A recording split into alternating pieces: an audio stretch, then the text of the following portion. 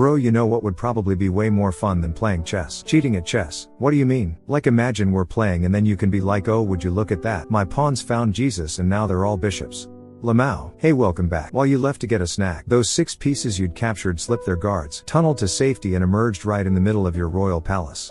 So I realize it looks like I'm putting a thimble on the board, but actually my rooks have been using their downtime to build another rook, one that's better, stronger, faster. Oof, looks like you've got my king cornered. Maybe this is a good time to mention that shortly before we started playing, my pawns and knights revolted and instituted a representative democracy. Feel free to destroy the puppet ruler that was the one remaining vestige of our tyranny, you cringing servant of the crown. Vive la revolution.